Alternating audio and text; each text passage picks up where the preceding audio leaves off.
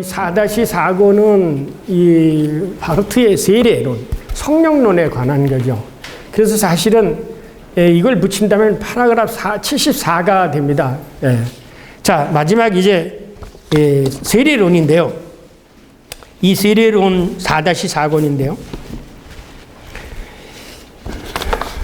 자, 그러면 이제 한 인간이 하나님의 신실하심으로 전향되어 하나님을 부른다는 것은 예수 그리스도의 역사 안에서 온전하게 일어난 성령 세례로서 한 인간을 일깨우고 살게 하시며 그에게 빛을 비추는 능력, 곧 한 인간으로 하여금 새로운 삶을 시작하게 하는 성실하신 하나님 자신의 행업이다. 이게 뭐냐면 하나님께서 아까 성령으로 인도하신다고 그랬죠. 앞에서 이 성령이 이제 구체적으로 우리들에게 성령 세례를 줘서, 그죠? 그 성령 세례를 줘서 우리가 그 성령 세례를 받아 아까 제 발로 쓰도록 하는 그 역할을 하게 하는 것이 바로 성령 세례라는 거죠. 그러니까 요 앞에 33하고 73하고 요거 이어지는 세례라고 성령 세례라고 이렇게 연결이 되어집니다.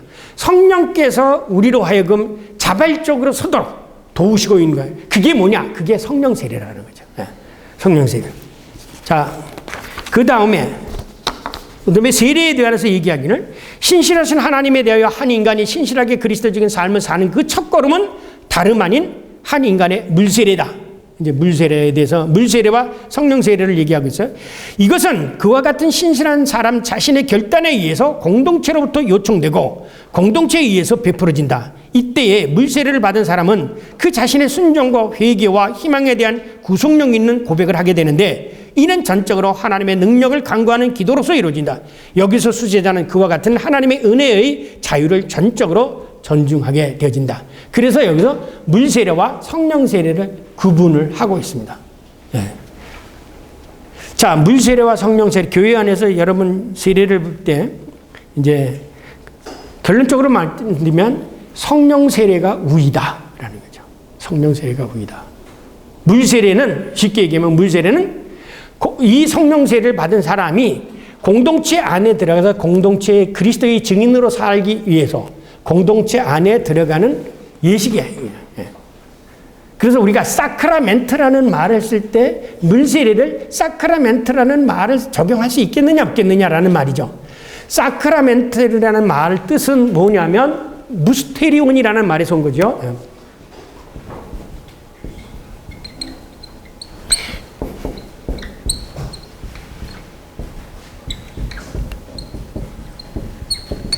이 무스테리온이라는 게 여기서 신비가 나오죠.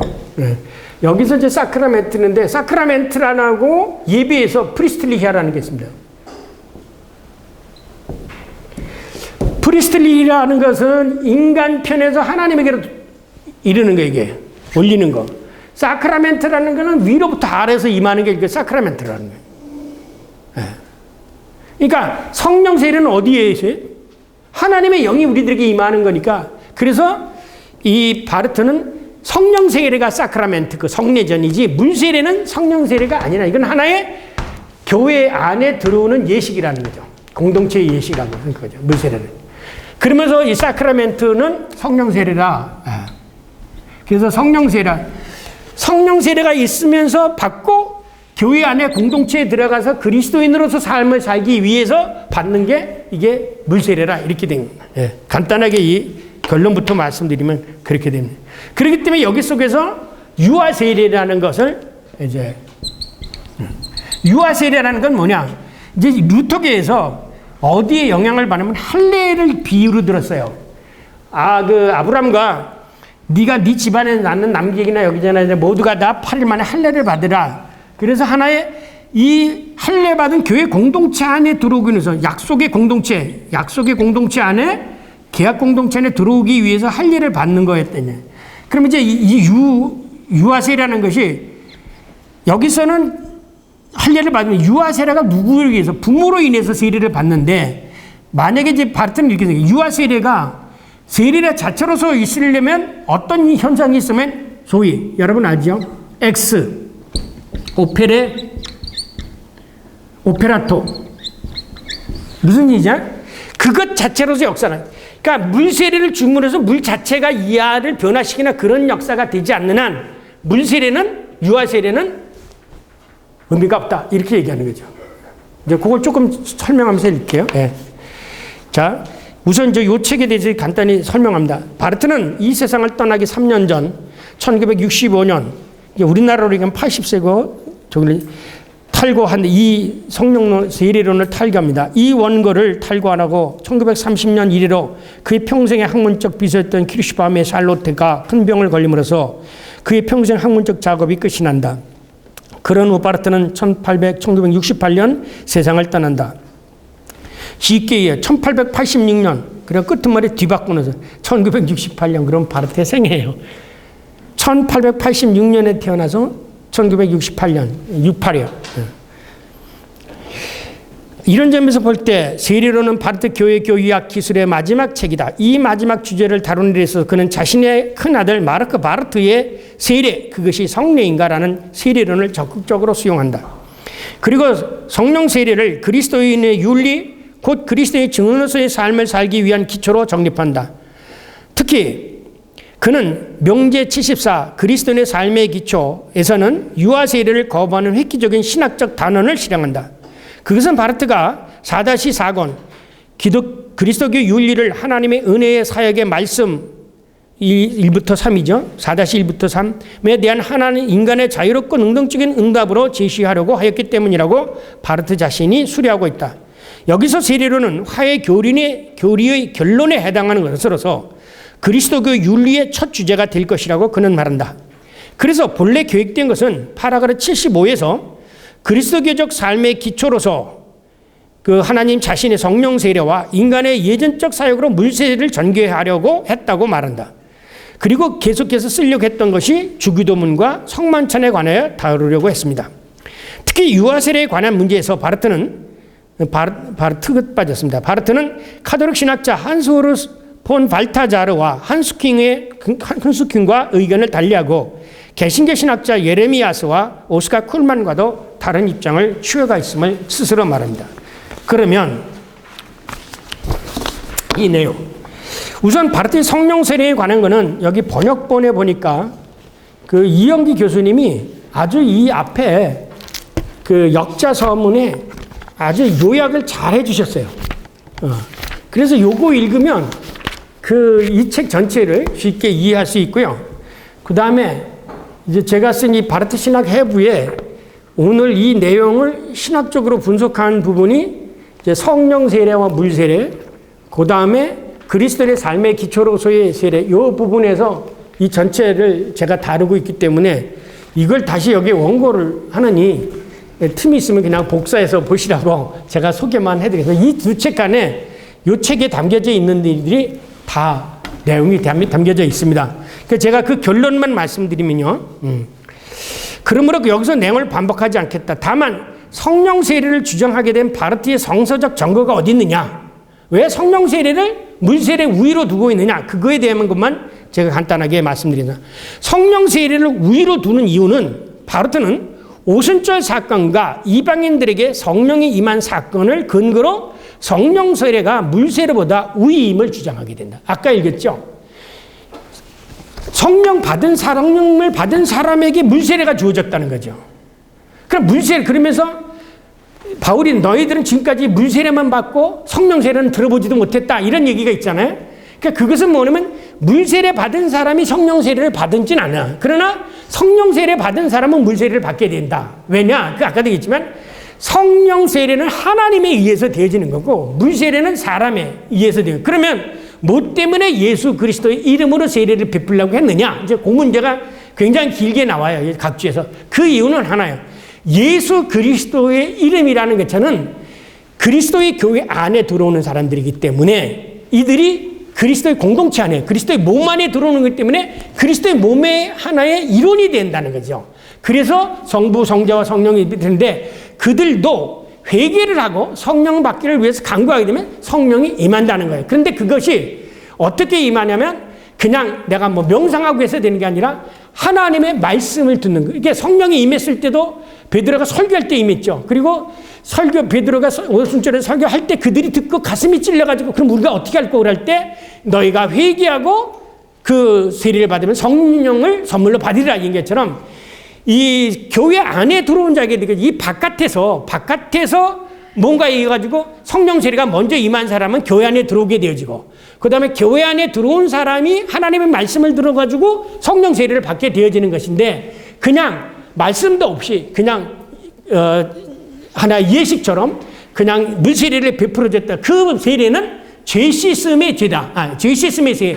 그것은 세례 요한이 준 물세례와 같이 죄 씻음의 세례지, 그것은 하나님의 성령 세례가 아니다. 그래서 그것은 사크라멘트, 하나님께서 임하는 사크라멘트가 아니다. 요거를 사실은 있는데, 여기서 하나 이제 저기가 바르트가 옛날에 이미 바르트가 자신이 쓴 그 글 속에 성령 이 세례론을 썼었어요. 그게 어디냐면 각주 보세요. 9페이지 9번에 보면은 사실 바르트는 이미 Die Kirchliche Lehre von der Taufe 1943년에 소논문을 이미 발표했습니다. 그러나 본교회학에서 다루는 세례론은 1943년 발표된 논문의 내용과 전혀 다름을 바르트 자신이 증언하고 있어요. 그러니까 바르트가 왜 이렇게 세례론에서 바뀌게 되어졌을까? 그거는 아들 때문입니다. 마르크 바르트가 물세례를 성례전으로 보지 않게 됨으로 인해서 내 아들이지만 나는 그거를 따르겠다라고 하면서 그 마르크 바르트의 세례론을 다름으로 인해서 이 뒤에 가서 세례론이 바뀌게 되어진 것입니다. 그렇기 때문에 이것으로 인해서 바르트가 또 많은 사람들에게 비난을 받게 되어졌죠. 교회에서 이제는 전통적인 물세례를 거부하는 사람이라고 해서 비난을 받게 됐고, 특히 루터 교회에서 유아세례 문제를 거부하니까, 그러면 유아세례를 왜 거부하느냐? 그다음에 유아세례의 정교로 이제 많은 사람들이 뭐냐면 예수님께서 어린이를 낳았을 때 어린이를 안고 안수하고 기도해줬다. 이것을 유아세례로 보는데, 바르트는 그 본문을 어떻게 해석하냐면, 그 당시 어린아이나 여자 이방인들은 사실은 교회에서 내쫓김을 당했던 사람들이라 이거죠. 그런 의미에서 예수님이 그들을 교회 안에 파고들은 것이지 그에게 세례를 베푼 거라고 해석할 수는 없다라고 이렇게 해석을 하게 되는 거예요. 그러니까 유아 세례를 근거로 삼는 성경 규절, 아까 말씀드린 마가복음 10장 16절 17절, 마태복음 19장 30절, 누가복음 이 본문을 해석함에 있어서 유아 세례의 성서적 근거로 해석할 수 없음을 서기를 통해서 제시하는데, 그것은 당시 유대인들이 백성을 계수할 때 넣지도 않았던 어린아이, 여자나 이방인들, 이들도 하나님의 구원의 대상에서 제외되지 않는다는 말씀으로 이거를 이해되어진다. 하나님께서는. 그러나 분명한 것은 종교개혁 당시에 문제가 되었던 유아세례의 유용성을 비롯하여 비록 잘못된 이 얘기는 하지만 20세기에 은사운동에 새롭게 신학적 전기를 마련한 것은 바르트의 성령 세례론이라고 말씀인데, 그것이 이제 또 오순절적으로는 빠르게 넘어가죠. 말씀이 없는 방언 위주로 넘어가니까 그것도 현재에서 이것은 이제 새로 연구되어질 만하고, 어쨌든 바르트의 신학적 공론이라고 한다면 물세례에 대해서 보다는 성령 세례를 우위에 뒀고 유아 세례가 가지고 있는 문제점을 제기했다. 그러나 앞으로 이거는 계속 연구되어질 과제고, 여러분의 박사기로 바르트의 세례론을 쓰실 수 있다라는 것으로서 마치기로 하겠습니다. 자, 이상으로서 모든 강의를 마치겠습니다. 질문 있으시면 잠깐.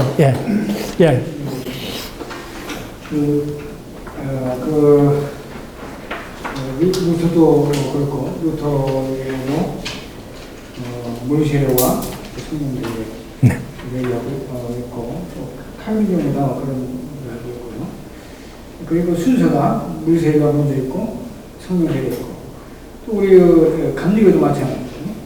요한에서도 그런 식으로 물세례가 먼저 있고 성령세례가 나중에 있다. 물세례는 아까 말씀드린 그 세례 요한의 회개의 세례, 그 물세례를 분단 말고 그리고 이제 성령세례는 그 다음에 능력을 받는 그런 입장에서 설명을 하는데, 이제 뒤집어놓은 설명을 해서 여기 좀 특이한 설명이다 가지고 항상 문제가 되겠어요. 근데 문제는 제가 지금 답이네요. 정통교적으로 많이 틀리니까. 근데 세례의 기원에 대해서 세례의 기원이 뭐냐, 이게 아직도 학문적으로 밝혀지질 않았어요. 그러니까 예를 들면 유대 종말단체의 그 쿰란 공동체에 들어오는 입교식의 세례냐, 그 다음에 그 물세례는 다분히 세례 요한이 얘기한 것처럼 죄 씻음의 죄용서의 죄지요.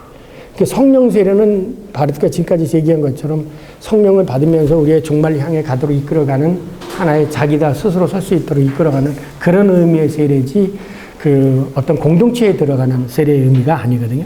그리고 또한 성경 안에서도 사도행전에 보면 이방인들에게 전할 때 말씀을 들을 때 세례를 받아 아까 읽은 거죠. 사도행전 10장 44절에서 그들이 말씀을 듣고 성령이 임해서 가지고 우리가 왜 세례 주는 걸 거부하려. 그래서 거기서 세례를 듣고 그다음에 에티오피아 레세이드 갈 때도 그가 말씀을 뵙매 그가 물이 있으면 세례를 배운 것처럼 이 말씀과 더불어 먼저 하나님의 말씀이 임하고 나서 세례가 베풀어졌다는 거죠.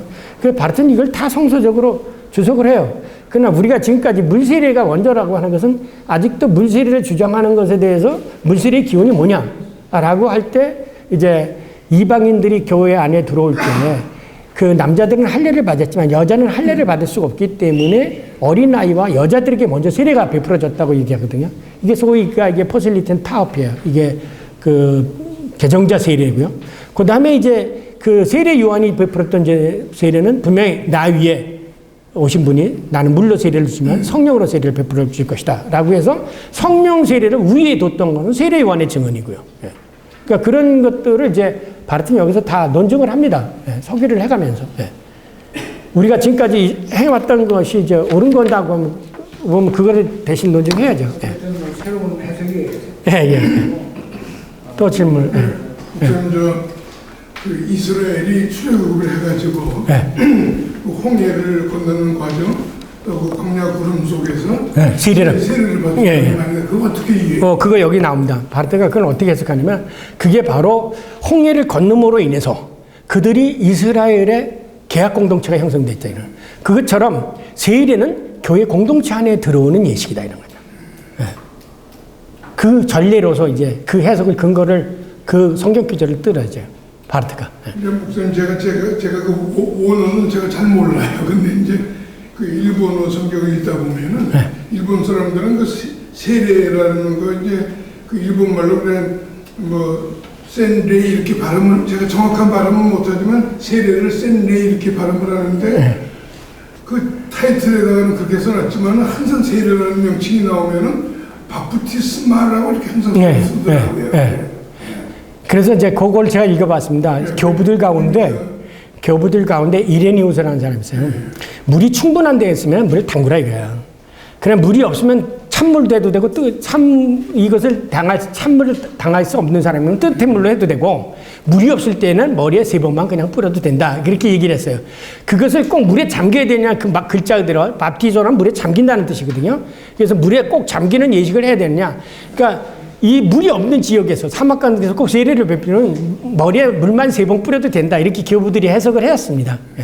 그러니까 그 문제를 가지고 논의하는 건 조금 오징어냐 쓰름이냐 동태나 명태나 가지고 얘기하는 건 똑같은 거라고 생각합니다. 그러니까 여기 결론에 나오는 것처럼 그 유아 세례는 특별하게 성경적으로 뭐 증명할 이게 없습니다. 그런데 지금 우리 일반 교회에서 유아 세례를 베풀고 있고 또 뭐 한 7, 8세 되면 또 입교문답을 또 하더라고요. 고백을 하고 그러는 그게 이제 그루토교 전통을 받아들였는데 이제 바르트가 뭐라고 했냐면 종교개혁 당시 캐톨릭이 많고 개신교가 없으니까 교인 늘리기 위해서 유아 세례 베푸는 건 잘못된 거다 이렇게까지 얘기를 했어요. 근데 그 세례 요한이 예수님을 소개할 때 나는 너희를 회개케 하기 위해 물로 세례를 주거니와 내 뒤에 오시는 이는 성령으로 불과 성령으로 세례를 주시리라.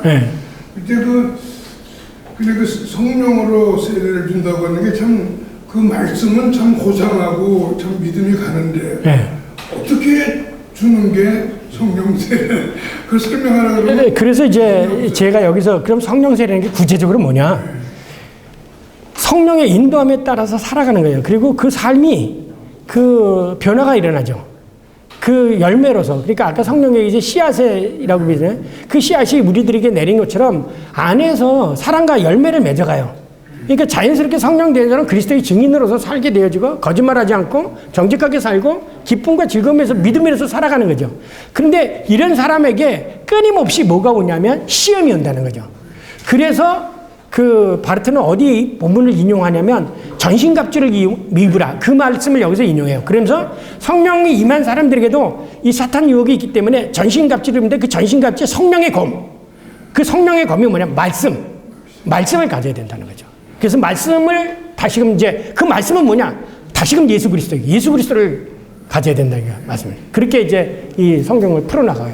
그러니까 우리가 그 아까도 얘기했지만 우리가 도상이 있는 거다. 이 거기를 가는 과정 속에 있는 거기 때문에 우리들에게는 항상 이미와 아니와 지금이라는 이 세 개의 도상 속에서 그 갈등 속에서 살아가고 있기 때문에 성령이 우리가 그렇다고 해서 성령이 개목걸이까지 이렇게 꺼낸 게 아니라 우리가 스스로 걸어가도록 비춰주고 도와주고 한다는 거죠. 예.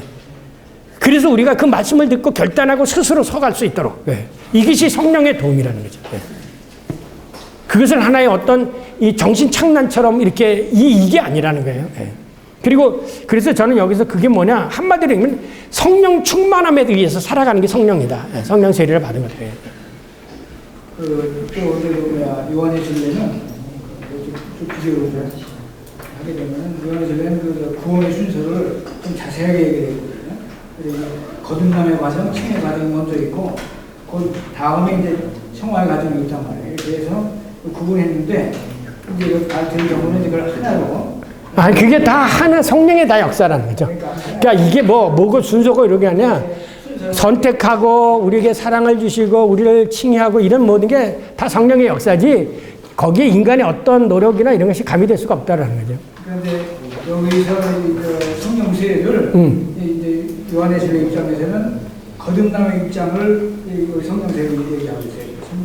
성령이. 이게 그건 이제 그 물과 성령으로 거듭난다고 해서 이제 리버스라고 생각하는데 그 바르트는 한번 거듭났다고 해서 모든 게 끝나는 게 아니라는 거죠. 예.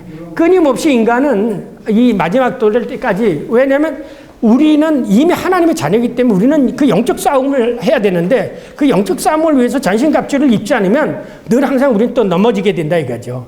그래서 우리를 계속해서 이 말씀을 들어야 된다는 거예요. 그래서 공동체를 떠나게 되고 말씀을 안 들으면 또 우리가 그러니까 항상 공동체 안에서 공동체와 더불어 거기서 말씀을 듣게 되어지고 그리고 하나님의 말씀이 선포되어지는 것도 공동체라는 거죠. 여기 와서 이제 그래서 늘 강조한 교회의 중요성, 예배의 중요성 이거를 바르트만큼 강조한 사람이 없어요.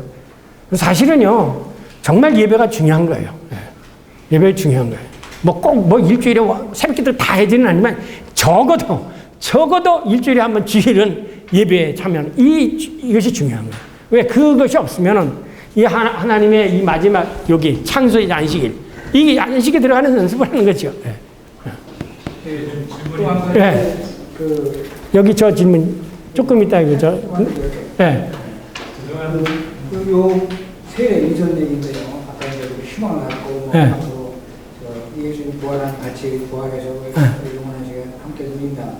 근데 거기에 이제 신자들에게는 그 희망을 주지만은 그 불신자들에 대해서는 어떻게 된다는 얘기가 전혀 없거든요.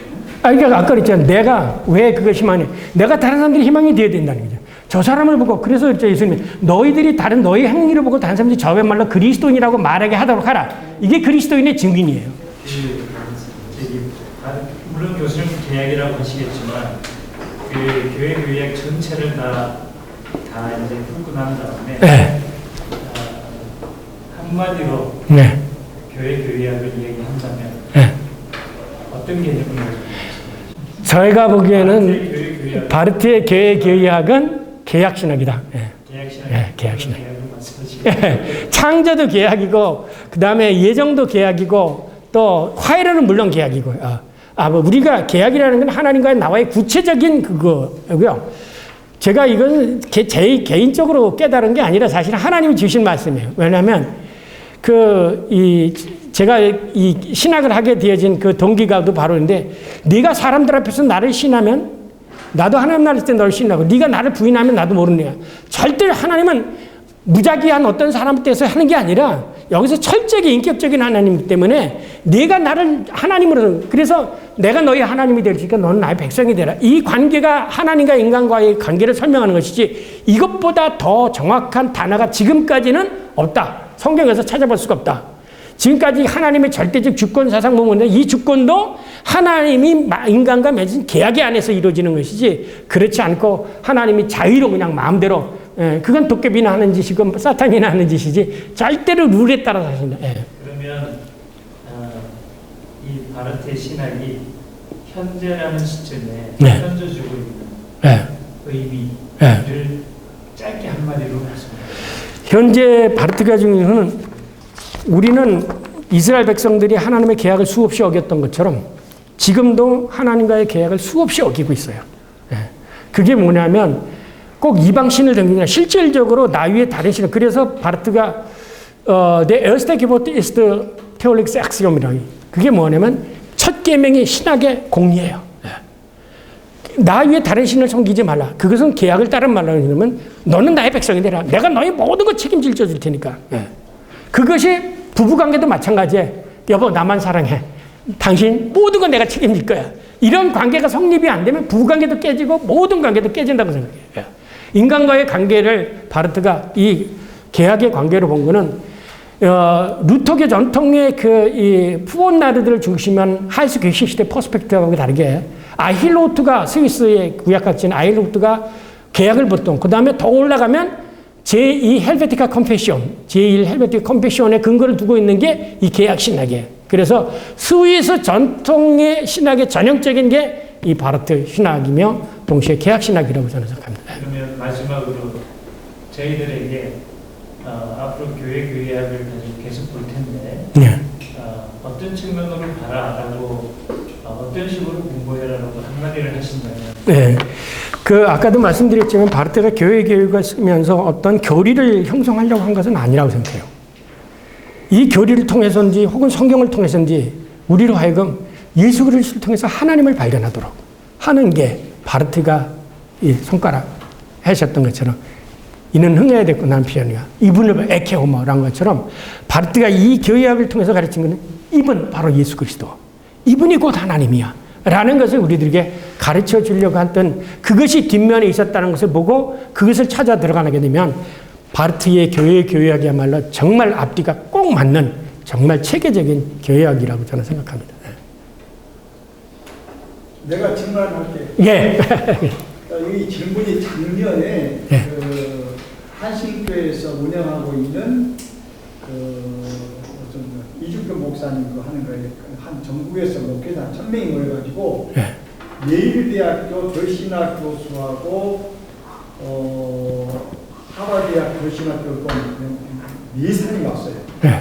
나도 그래서 3일을 같이 그분하고 강의했는데 내 마지막에 질문이 그 내부들 중에 질문을 한 거예요. 예. 질문 내용이 이거예요. 오늘 목사님 하신 김 교수 하는 내용인데 우리가 신앙을 말하는데 지난번에 우리 한신대학에서 우리 몰트만 교수가 강연을 했어요. 예. 김용호 교수가 이제 서울 그분이 이제 얘가 연편을 하면서 이 얘기가 있어요. 몰트만 교수의 희망은 유토피아적인 세상이다. 그렇게 얘기해서 전부가 사람이 웃고 박수 그래서 내가 이제 마지막에 정리하면서 이 몰트만의 희망 유토피아의 신앙이 아니고 그 희망의 신앙 소련에 맡긴 것처럼 모든 인간의 마지막은 죄와 죽음인데 죄와 죽음 인간의 모든 희망은 끝나는 거예요. 죽음은 몰트만이라면 희망의 신앙에서 그래서 인간의 마지막 그 한계가 극복되고 정복되는 것이 예수 부활인데 부활에서부터 몰트만은 희망을 증가하게 그렇습니다. 또 이제 새로 시작했는데 아까 목사님 갖고 내가 이제 질문한 이거예요. 아까 희망을 말했는데 우리가 좀 예수 그리스도의 오심으로서 영광에 참여하고 또 우리도 개나리를 바라는 배반들도 그 다 동의하는데 내가 이제 김 교수가 그 얘기하는 질문한 내용이 이건데 그러면 우리는 그렇게 희망하고 있는데 지금 이미 죽은 사람 안 믿는 사람 죽은 사람 말고 안 믿는 사람은 다 죽어 이미 죽은 칼빈이든지 루터든지 이미 죽어 있는 사람들은 어떤 희망을 가지고 있을까? 그럼 어디 있는 사람? 제가 하나님인가요? 그러니까 아니, 제가 하나님이라면 답변하죠. 예일대 교수님 거예요. 모른다고 모르겠다. 모르죠 그거는요. 그래서 내가 이랬지. 그러면 수많은 목회자들이 죽은 사람을 상대로 해서 장례를 지내고 추대를 드리고 하는데 모른다 그러면 어떻게 이게 되냐 이게. 이게 무슨 목회자의 세미나냐. 그런데 내 교수는 우리는 모르겠다. 정기가 증명한데 그런데 우리 김 교수님은 어떻게 생각하세요? 이제 예를 들면 구체적으로 저희 어머니가 돌아가셨어요. 아버님도 돌아가셨어요. 지금 우리 엄마, 우리 아버지 어디 계실까? 그렇게 생각을 해요. 그랬을 때, 아까 이제 바르트가 얘기한 것처럼, 이제 저는 거기서 이런 거예요. 우리들이 살고 있는 이 세계를, 이 세상과 이 세상만 있는 게 아니라, 보이지 않는 세계가 있다. 미컨대, 귀신이 있고, 천사들의 세계가 있다. 그래서, 저는 이 귀신이나 천사들의 세계가 있는 그 세계에 있지 않을까라고 그냥 생각을 해봅니다. 왜냐하면, 그럼 우리 엄마 지금 어디 계세요? 돌아가신 어머니. 옛날 사람들이 이거 돌아다니는 귀신이에요. 몸이 있을 수가 없는 것이. 뜬 귀신이라고 하는데, 근데 이런 얘기를 하고 있어요. 아까 예수 성경에서 그 죽은 자들이 하나님의 음성을 들을 때가 있네. 바로 이때라고 얘기했거든요. 그러니까 우리가 어딘지는 모르지만 그 어느 곳에선가 지금 천사가 어디 있어요? 지금 천사가 어디서 활동하고 있어요? 귀신이 어디서 활동하고 있어요? 그러나 있잖아요. 천사가 없습니까? 천사가 활동하는 곳이 어디 있어요? 총장이 직접 대표해 보세요. 천사가 있는 곳이 어디입니까? 혹시 거기 있지 않을까? 왜? 히브리서에 보면 우리가 세상을 살다가 죽은 사람들은 일장에 보면 천사처럼 구원받을 자를 위해서 섬기는 이라 그랬거든요. 히브리서 1장 거기에 보면 우리가 세상에서 떠나게 되면 그 사람들은 구원받을 자를 위해서 섬긴다는 얘기가 있어요. 모든 천사들은 섬기는 영으로서 구원받을 상속자들을 위하여 섬기려고 보내심을 받은 자니라. 그런 얘기가 있거든요. 그래서 저는 내가 어딘지는 정확히 모르지만 이 성경에 유추해 볼 때 천사들이 있는 영역에 계시지 않을까라고 생각을 하죠.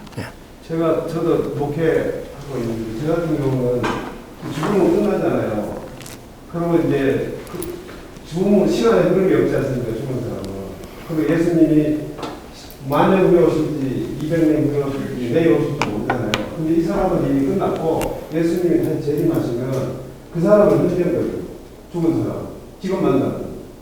만약에 100년 후에 예수님이 오신다 해도 죽은 사람은 시간 흐름이 없으니까 지금 예수님이 만약에 100년 후에 오신다면 살아있는 사람의 입장에서 100년의 시간이 흘렀지만 100년 전에 죽은 사람에게 있어서는 예수님이 재림의 시간과 자기가 죽을 시간이 똑같이.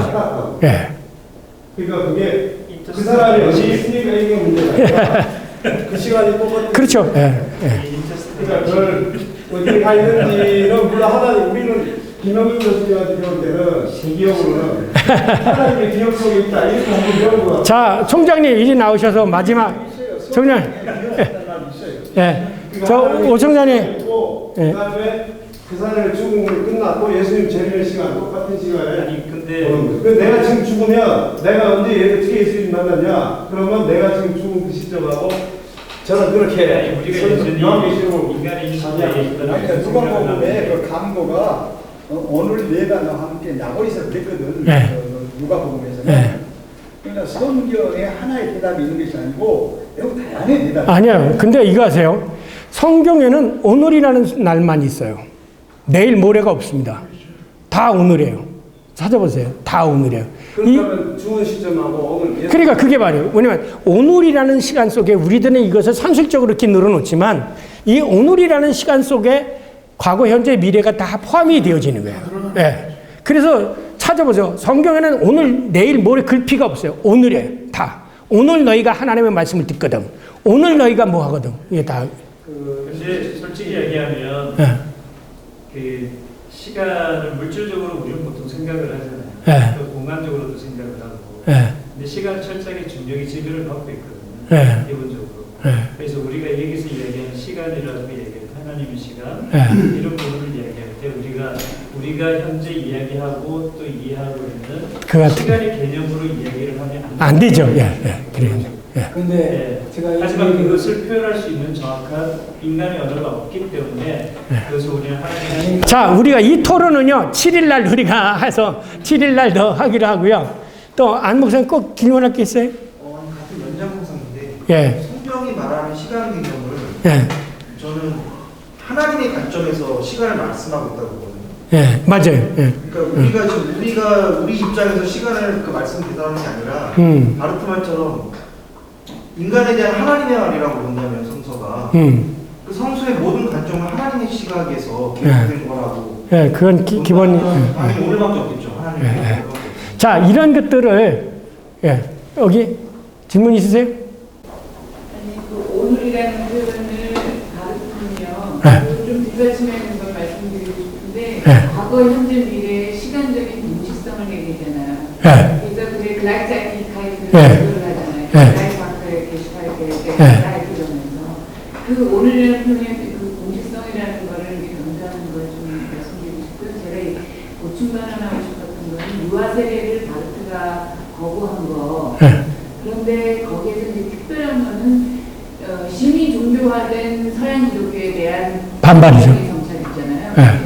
근데 그냥 그걸 되게 화려하게 예식을 거행하고 그다음에 거기에서 그냥 하나의 시민권을 딴 것처럼 하고는 사람들이 그냥 그 신앙적인 결단이 없어지는 기독교에 대한 비판 때문에 네. 거기에서 강력하게 유아세례에 대한 그런 문제를 제기했고 네. 바로 그 문제에 대해서는 디터 쉘령이라고 하는 바르트의 제자 중에 한 명이 독도 쉘령. 왜 네. 유아세례를 그런 식으로 문제시했냐 그러면 세례에 대한 그런 얘기 좀 참고가 되죠. 네. 그 뉴스도 있었어요. 쉘롱이라는 사람.